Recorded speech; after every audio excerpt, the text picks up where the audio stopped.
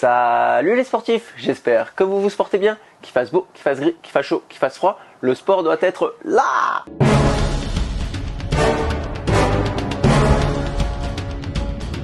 Bonjour Raphaël, bonjour. Merci de nous accueillir dans ce shop dédié à Redline. Aujourd'hui, moi je fais de l'ultra, j'aimerais être équipé de la tête aux pieds et j'ai besoin de tes conseils. Quand tu parles ultra, c'est quoi pour toi un ultra?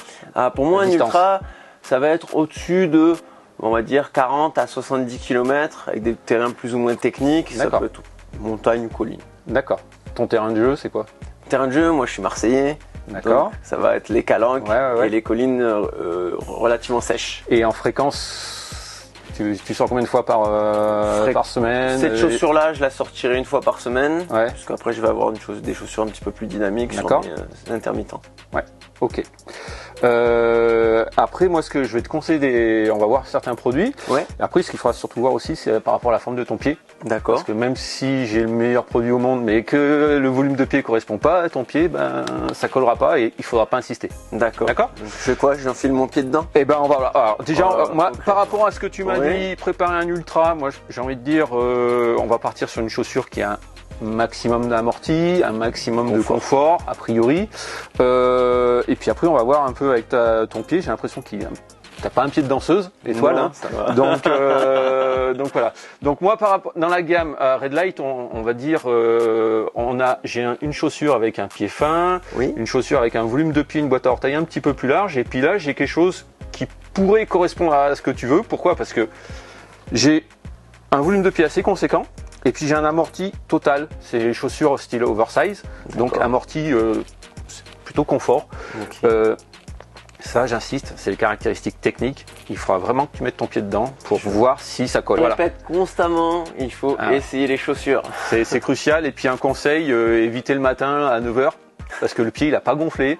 Si vous pouvez venir après un footing ou en fin d'après-midi, c'est pas mal aussi. Mais même si je sens un peu des pieds, c'est pas grave. C'est pas très grave. C'est pas très grave. Voilà. Ta pointure 42,5. avec un maximum d'amorti. C'est une chaussure super légère. C'est la chaussure la plus légère qu'on a de chez nous. Ah ouais, c'est super. Et en chiffres, ça donne?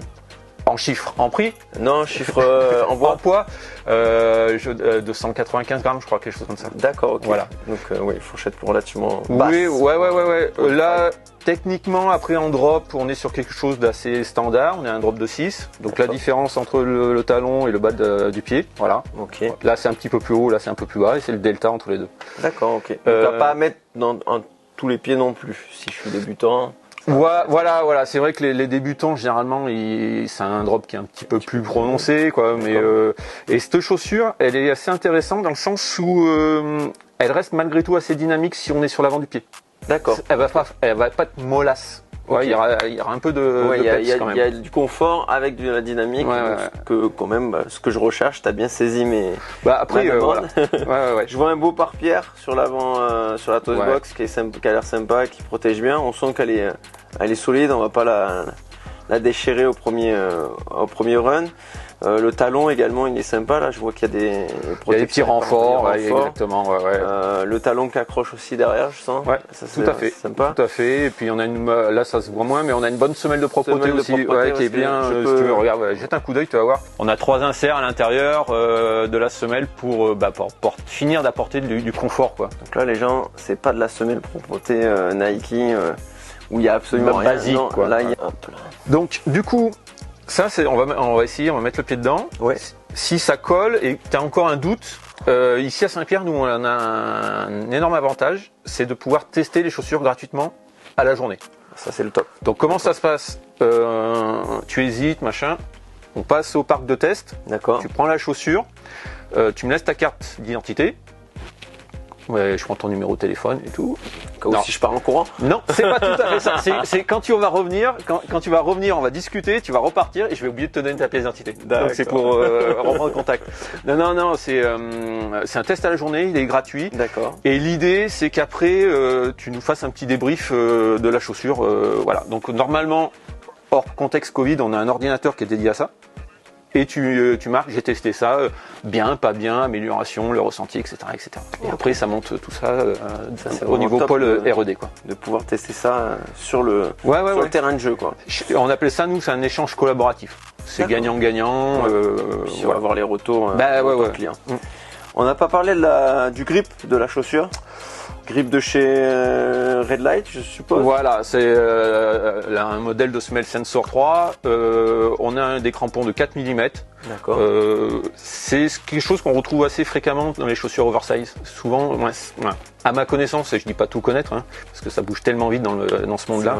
C'est vrai qu'on n'a pas des crampons super prononcés comme on peut avoir là-dessus. D'accord. Moi, je sais que mon rêve, ça serait de pouvoir dire, j'aimerais bien avoir une semelle oversize avec un bon grip pour, parce que des fois la chartreuse, elle est un peu grasse. Ouais. Tu vois, si elle est verte, c'est pas pour rien. On a cru comprendre qu'il pleuvait bien ici. Ok. Et on voit une partie centrale qui a l'air donc moins grippée, mais peut-être plus flex, c'est ça, si je comprends bien. Ouais, ça. Et classiquement, c'est comme je dis, sur toutes les chaussures oversize, tu vas avoir une partie avant et arrière où tu as les crampons qui vont apporter de l'accroche. Et au milieu, souvent, c'est une partie qui est moins prononcée parce qu'il y a moins de contraintes à ce niveau-là, quoi. Ok. La languette, je vois, on est complètement libre. Ouais, complètement libre. Ouais. D'accord, ok. C'est une bonne remarque parce que nous, on a une autre chaussure aussi. En semi. Où celle-ci. En chausson, d'accord. Un chausson, ouais. Ok. Ouais. Et ça, c'est un chausson néoprène. Là, c'est pour éviter, donc je suppose, pierre, sable, ce genre de choses. Alors, on peut imaginer ça, mais là, on partirait plutôt là-dessus. Vous avez tout, vous êtes magique. On partirait plutôt là-dessus. Ça, c'est un concept. On met le pied dedans, c'est un confort. C'est un confort. D'accord. Voilà, on n'aime pas. Et ça, les goûts et les couleurs de chacun. Ok. Voilà. Ok. Je crois qu'on a fait le tour. Lacet classique, rien de particulier. Oui, non, rien c'est du standard. C'est du standard pour le lacet. Non, le gros avantage de cette chaussure, c'est la légèreté, le confort sur des sorties longues. Ça c'est les deux gros points à retenir. Et c'est pas une chaussure qui est trop molle. Voilà. À mon goût, quoi. On va tester ça. Et c'est parti. Allez, ça marche. La chaussure, on est bien. Les accessoires. Il me faut la totale. Je veux un t-shirt, un short, un gilet, puis ça marche. Mon bordel et tout. Ça marche. Sac à dos. Gilet. Sac à dos gilet. Voilà. Je fais le prime. Non mais sac à dos gilet. Alors c'est vrai que quand je dis sac à dos, c'est un terme générique. Ouais. Maintenant, chez nous, chez Red Light, on va dire plus de la moitié de notre gamme, c'est un sac à dos gilet qui se porte très haut dans le dos. D'accord. C'est la tendance. Pour faire ce que tu veux faire, j'ai envie de dire, j'ai ce modèle-là. C'est un sac gilet Red Light qu'on fabrique ici à Saint-Pierre-de-Chartreuse. D'accord. Il fait 12 litres. Je te coupe. Si vous voulez voir les usines, comment ça se passe, le développement, le lien en description, juste ici. Donc 12 litres, je pense que c'est pas mal. D'accord. Alors, c'est bien, sauf si tu aimes ton confort. C'est-à-dire, quand je dis confort, c'est tu aimes prévoir l'imprévisible, et peut-être que 12 litres, ça pourrait être... non, ça va. Si tu veux partir avec la crème solaire, le coupe-couple, voilà. Mais pour faire ce que tu veux faire, 12 litres, c'est pas mal. On a quelque chose de relativement léger, 170 grammes. Ce qu'il faut retenir, c'est que c'est léger, stable, fonctionnel. D'accord. Voilà. Parfait. J'ai envie de dire, c'est ce qu'il faut avoir à l'état d'esprit. On met les flasques à l'avant. Les flasques. Alors on favorise les flasques à l'avant. Si on veut mettre une aussi derrière, c'est prévu pour compléter. C'est quand même mieux d'avoir les flasques à l'avant. Ça répartit le poids. Au moins au ravito, tu changes, c'est tout devant toi. Tu sais ce que tu as. Parce que la poche à eau, tu bois, puis à un moment, t'es à sec et voilà. Okay. Ça peut arriver dans les calanques. Et quelque chose, ça c'est vrai. Quelque chose qui est assez remarquable chez Red Light, c'est ce fameux système d'attache qui a l'air sympa. Voilà, effectivement, t'as bien vu. Les sacs, c'est un 12 litres, mais on le décline en plusieurs tailles, S, M, L. D'accord. Mais après, on peut personnaliser le réglage avec un système micrométrique là, et on vient verrouiller, ajuster le réglage. Donc au fur et à mesure qu'on se vide, hop, on peut... ça peut être ça peut être à la montée, on veut un peu plus d'aisance, donc on déverrouille. À la descente, je veux pas que ça bouge, donc voilà. Okay. C'est des petites choses comme ça. Ça c'est bien, ça finit de vraiment de stabiliser le sac et là ça bouge pas, quoi. Ok. Voilà. Allez, pareil. Ça marche. On met ça dans le caddie. Voilà. Et on peut passer à l'article accessoire suivant. Après, si t'aimes bien ton petit confort, moi j'ai envie de dire... Oui. On va partir, je te conseille Une ceinture. Le fourre-tout. Le fourre-tout, voilà, c'est ce que j'appelle le fourre-tout. Donc pareil, ça, ce produit-là, il est fabriqué, pareil, à Saint-Pierre. D'accord. Il y a plusieurs tailles. Toujours pareil, il faut vraiment que ça soit ajusté. Faut pas le prendre trop large parce qu'autrement ça perd son intérêt. Devant, on a un super grand fourre-tout. Voilà, donc on peut mettre, tu vois, c'est assez généreux.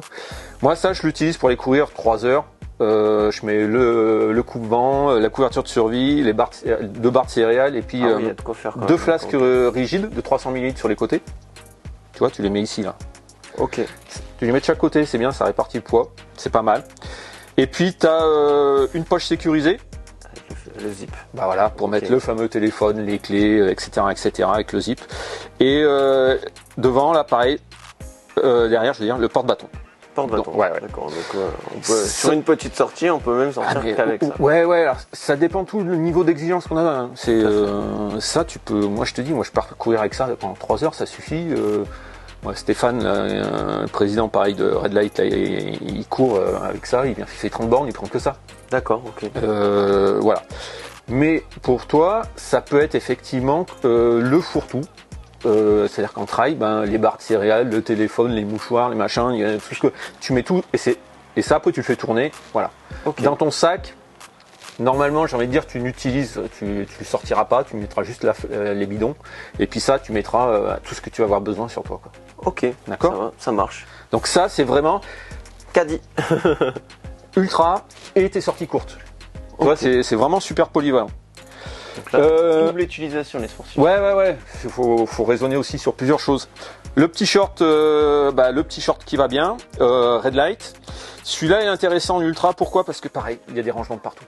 On peut encore ranger des choses. Ouais. On peut encore ranger des choses.